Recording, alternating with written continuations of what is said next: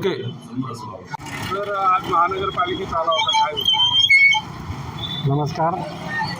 आज महानगरपालिकेचं मध्ये येण्याचं नियोजन असं होतं की रेणुका माता मंदिर बीड बायपास सातारा परिसर ते धुळे सोलापूर हायवे या रस्त्यावर वेगवेगळ्या एजन्सीजनी काम करण्यासाठी, जसं पाईपलाईन आहे, गॅस लाईन आहे आणि ड्रेनेज लाईन आहे, अशा वेगवेगळ्या कारणास्तव त्यांनी डांबरी रस्ता खोदून ठेवलेला आहे.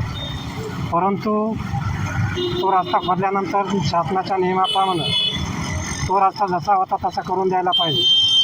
परंतु या कॉन्ट्रॅक्टदारांनी वेगवेगळ्या कारणास्तव हा करेल का तो करेल या कारणामुळं कोणीही रस्ता बनवून दिलेला नाही. सध्या त्या रस्त्यावर पूर्ण रस्त्याची खड्ड्यांची चाळणी झालेली आहे. त्याचं निवेदन देण्यासाठी आम्ही महानगरपालिकेमध्ये आपण महापौराला भेटलात, महापौराची काय चर्चा झाली आणि झालेल्या चर्चेवर आपण समाधानी आहात का? हो, महापौर साहेबांनी, आदरणीय महापौर साहेबांनी खूप सकारात्मक दृष्टीनं हे निवेदन स्वीकारलेलं आहे आणि त्यांनी लागलीच 2 दिवसामध्ये खड्डे बुजवण्याचं काम करण्याचे आदेश देतो असं सांगितलेलं आहे. आयुक्तांची आपली काही वादावादी झाली असंही ऐकण्यात येतं. आयुक्तांची वादावादी होण्याचं कारण तसं काही नाही आहे. आम्ही जनतेच्या कामासाठी आम्ही त्यांच्या कॅबिनमध्ये गेलो होतो.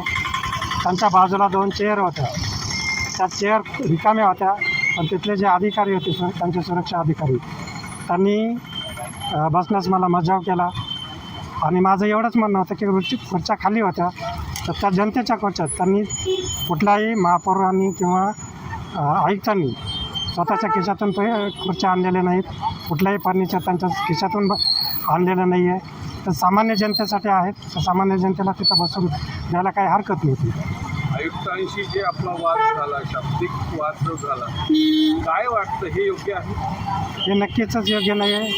हे IAS लेवलचे अधिकारी आहेत, यांना या गोष्टी समजायला पाहिजे. आपण हे जनतेच्या सेवेसाठी ते त्यांना नियुक्त केलेलं आहे आणि तुमचं काम आहे का हे त्यांचं आणि त्यांच्या अधिकाऱ्यांचं जे अरेराची भाषा होती ही एका माझ्यासारख्या सुशिक्षित आणि समजदार व्यक्तीला जर हे अशा भाषा वापरत असतील तर एक अशिक्षित आणि सामान्य जनतेला ती कोणती भाषा वापरत असतील हे याच्यावरून समजून येतं. काय वाटतं आयुक्तांशी आपला जो हे झाला आहे, आयुक्त ज्या पद्धतीने आपल्याशी बोलतो, काय वाटतंय? हे नक्कीच निषेधार्थ आहे. याचा निषेध करावा तेवढा थोडा आहे की माझं वैयक्तिक सोडून द्या, मी कोणत्या पदावर आहे का त्याच्याशी काही देणं घेणं नाही, पण एक सामान्य जनतेचा समाजसेवक, जनतेच्या सेवक या नात्याने त्यांनी अगदी प्रत्येक त्यांच्या कॅबिनमध्ये येणाऱ्या व्यक्तीशी सौजन्यानंच बोललं पाहिजे अशी आमची एक इच्छा आहे.